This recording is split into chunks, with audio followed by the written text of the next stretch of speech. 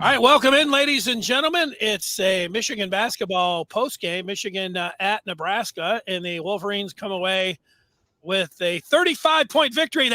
They hit the century mark, 102-67, the final. I'm Dennis Fithian, joined by Jim Scarcelli. And Jim, first Big Ten game for the Wolverines, and they torch the Nats, and they roll the Cornhuskers in Lincoln. You know, Denny, a lot of athletes are superstitious. You know, I always was as a player. I was as a coach. You know, I would go to a restaurant before a game, and if we won, I would keep going to that restaurant until we lost. But whatever we did, whatever Juwan Howard did with that team on his trip to Nebraska, he needs to repeat it because everything was perfect. We had guys shoot the ball that they obviously believed they could shoot it like that. They kept faith in guys like Brandon Johns shooting the ball, Terrence Williams shooting the ball. But confident team. Sometimes, I don't know if it's going on the road.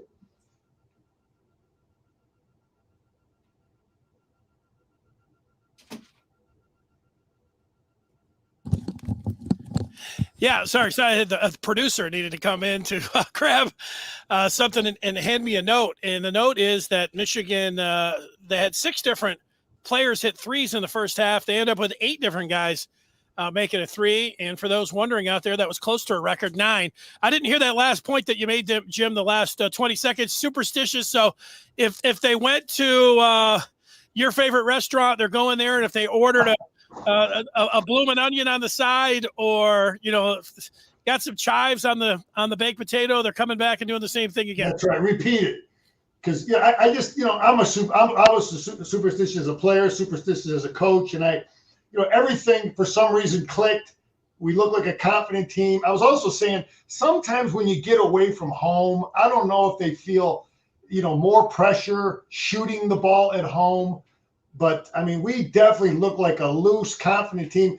And we said this last week that the San Diego State game was a great game to propel that momentum forward. But other shooters kept our team in it until, Brooks has always been our three-point shooting guy.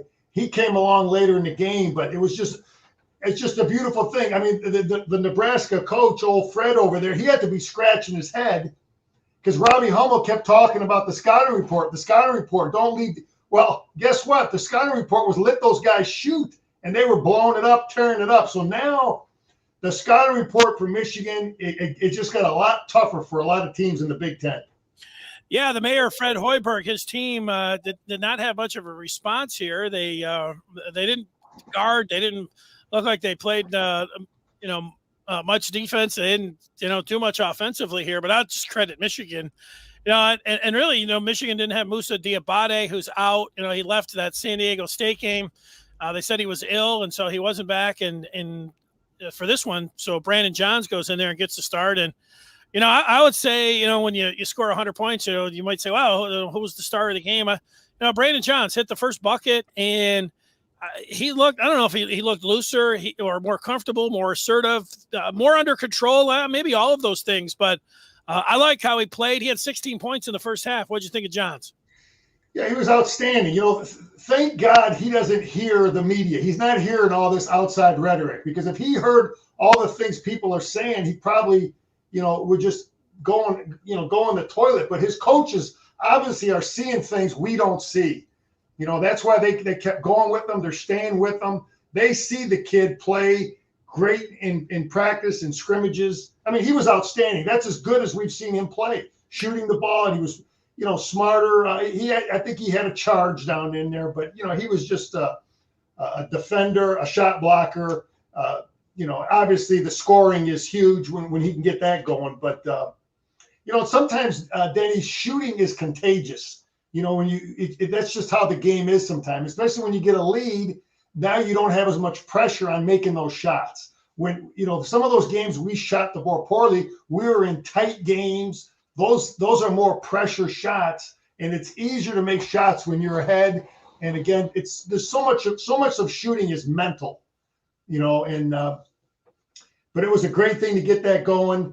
And again, and Hunter now making 3-point shots, and he can make the shot. You can tell he's been well coached. His technique is beautiful. He's a guy that, and if he can make those shots, that gets back to the John Beilein philosophy of bringing the big guy away from the basket, which opens up the lane more. But it was a beautiful offensive performance.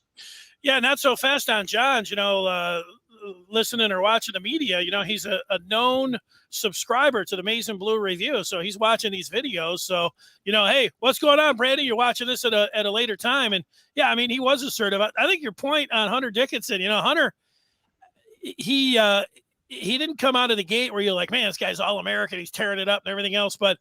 And I don't think it's been a 3-point shot, although he has been knocking him down here, but I don't know, more comfortable passing the ball around. At the one point, he gets up there. He is 7'1", and he can survey. They were calling him like a quarterback without a rush, and he ended up actually throwing it to Brandon Johns, who spun around and made a shot.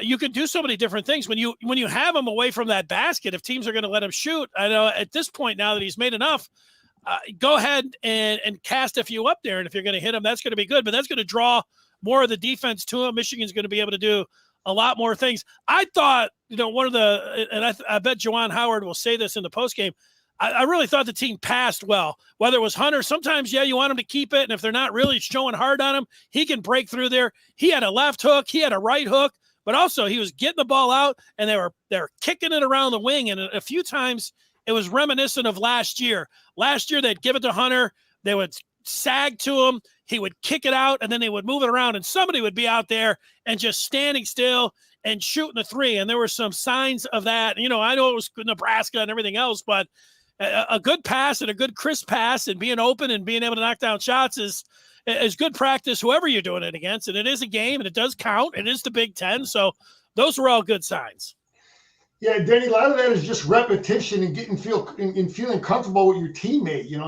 These guys have not played together very long, and you're seeing it. You're seeing these guys improve. You're seeing the comfort level going up, and I see them getting coached. I see you can tell they're getting coached, and they're looking at the coaches are looking at different ways to generate points, moving Hunter away from the basket, doing different things. And I totally agree with you. The passing was very good, and you could see the team is willing to share the basketball. And I thought this was going to be Nebraska's best team that Hoiberg has had. I've watched them play a couple times this year, and I thought this was going to be a real challenge for us. And you don't always plan on shooting like we did today, but that was a good Nebraska team. They could very easily win half of their Big Ten games. So that was a good win. Anytime you win on the road in the Big Ten is a big win. And but there was a lot of other guys, Danny, we can get to that did some good things today. Yeah, I'll point out, here's Walter using the feedback here on YouTube. Much easier listen after a convincing win, who says that dude from Nebraska just went nuclear. Imagine how bad it would have been if he wasn't on.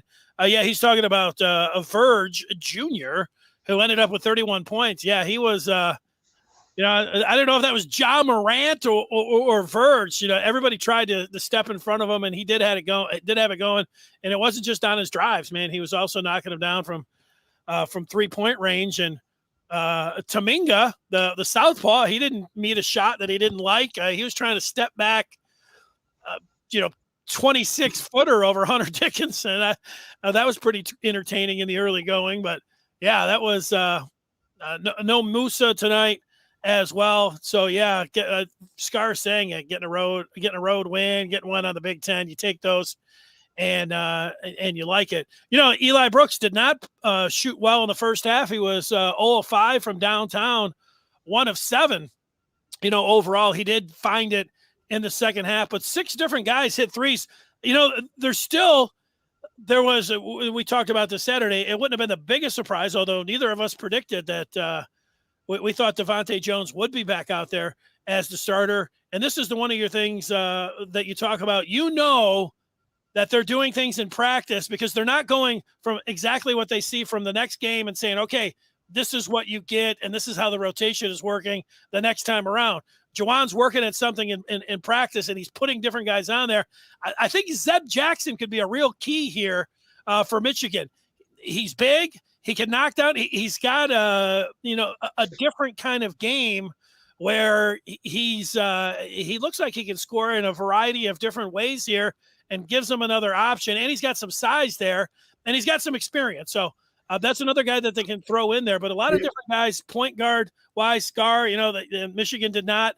A lot of people were calling for Frankie Collins, and maybe Frankie Collins ultimately will be the guy, but he didn't play a ton tonight. Frankie Collins, Kobe Buffkin got in there, and I mentioned Zeb Jackson. Those guys all, at some point, one of those, maybe all four that I just mentioned could be the point guard. And, you could say Eli Brooks, there going to be 5 different point guards. Who knows who's going to be when they get into the teeth of this, which is, I would say January 8th when they start against Michigan State.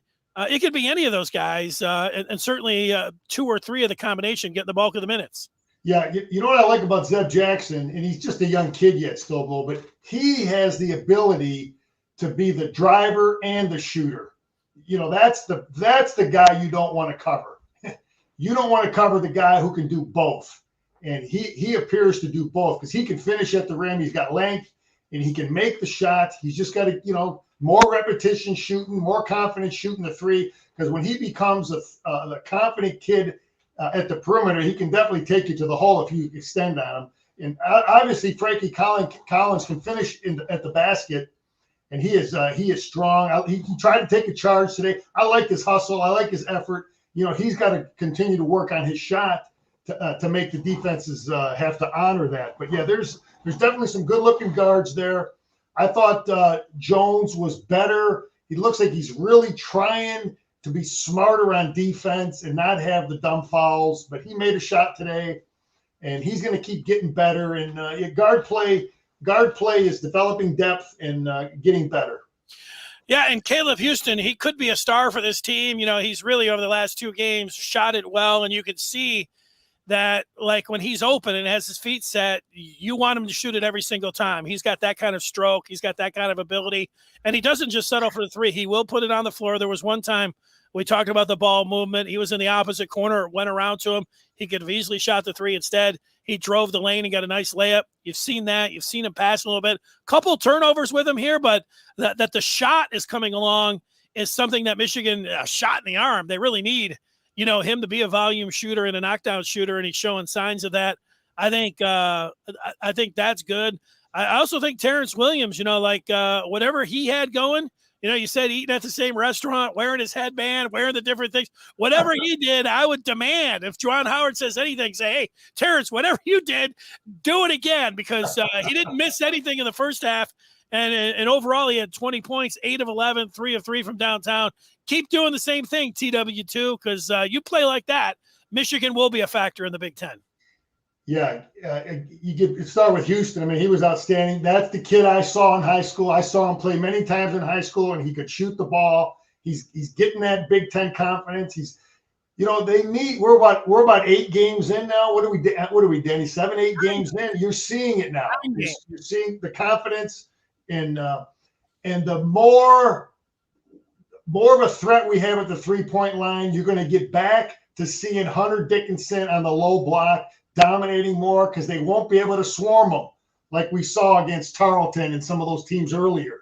So the threat, the scouting report, the coaches looking at Michigan now, if they looked at the first 6 games and then they saw these last 2, it totally changes, because now we've got guys that are shooting the perimeter shot.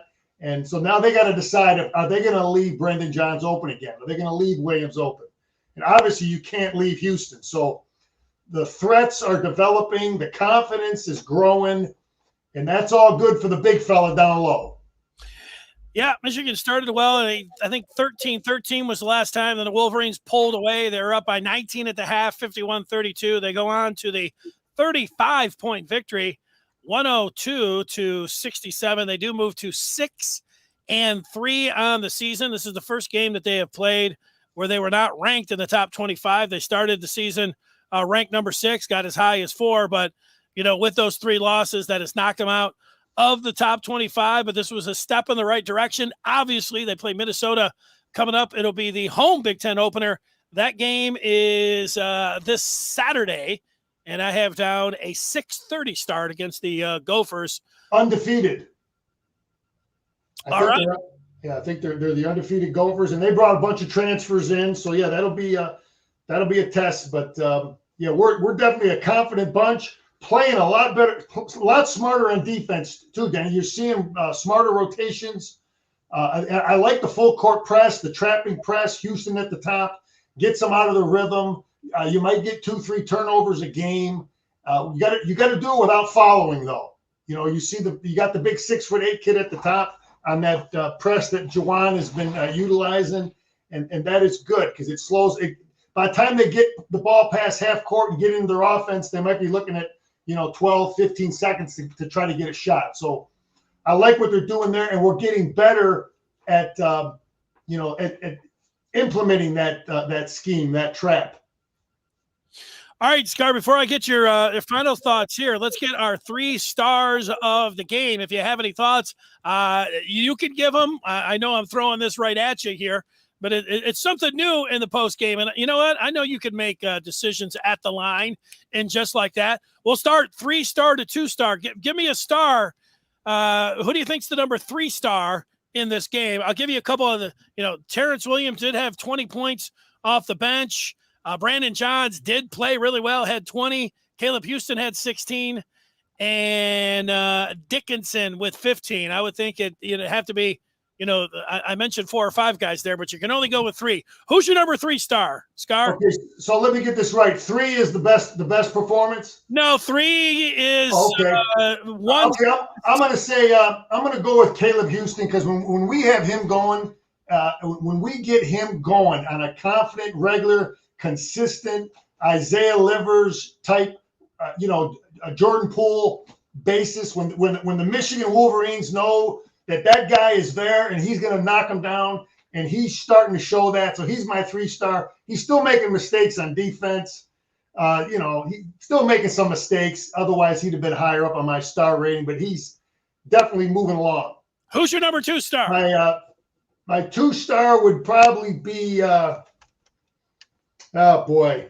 I'm gonna just say Hunter. Hunter was solid. I like him passing the ball. He's leaner, he's stronger. He's got the 10-foot game. He's making his free throws. He's got the 3-point game. He's blocking shots. He's a team guy. He's not afraid to pass the ball. I would love to play with the guy. He looks like he's all about team. All right, and that leaves the number 1 star of this game here on December the 7th. Michigan wins by 35. Jim Scarcelli's number 1 star of the game. Brandon Johns. I'm glad you're not listening to the rhetoric. Your coaches obviously have faith in you because they see what you do every day in practice. You shot the ball great. You're playing great defense. You're blocking shots. You're a lot of hustle plays. Let's get back to what I would tell my guys, Denny, on days like this. That's what you are. Lock this into your mindset. This is the kind of player you are. This is the kind of confidence you need to have every week, every game, and you're capable of doing it. Nebraska. Think Nebraska, Brendan, as you move forward with every game the rest of the year. That's the kind of player you can be. Hey, what about Terrence Williams? He can't even get a number 3 star from Scarcelli. Come on, he had 20 points as well. All right, it's tough. They had a lot of good players. Good job of the 3 stars. Are there any final thoughts that you have after this victory tonight here for Michigan? Just a confident group, man. A lot of guys working hard in practice to get better. Coaches having faith in these guys. You can see that they continue to work on things. We saw mistakes early in the year, and you can see these coaches are cleaning it up. Guys are taking it, getting better. Robbie Hummel talked about Dick Vitale, how he loved to have Dick Vitale mention his name. Awesome, baby. Yet he continues to be negative toward guys. It bugs the hell out of me how sometimes he goes above when he gets after the negative comments about some of these kids, because I just don't like it, man. I was a former player, and I never had Keith Jackson say bad things about me, or Brent Musburger. It just bugs me. I just got to share that with you, Denny. Just got to share it with you. Hey, going after Mr. Hummel. I like it. All right. Yeah, my final thoughts are you win a couple games. you start knocking down some shots, and it changes your perception. And the way Hunter Dickinson played, this was kind of what I envisioned of him in his sophomore season, going out there and playing like not so much the 3-point shooting, but the rest of it. I loved my favorite shot of the game was that right. He almost looked like Kareem over there on that right baseline, throwing up that hook shot. I know you remember old Jabbar over there. Yeah, did you see him? Did you see him waving the right hand when he was walking down the floor? He drops that three down a little bit. He was waving his right hand like, I can go right, I can go left. You can't stop me. Let's do it. Let's see if they're going to be able to stop him. The Gophers got a big 7-footer down there that they'll throw at him. It'll be fun on Saturday. Scar, I'll talk with you on Thursday. Great job, and that'll do it. Go Blue. All right, there he is, Jim Scarcelli. I'm Dennis Fithian. Michigan does win it 102-6.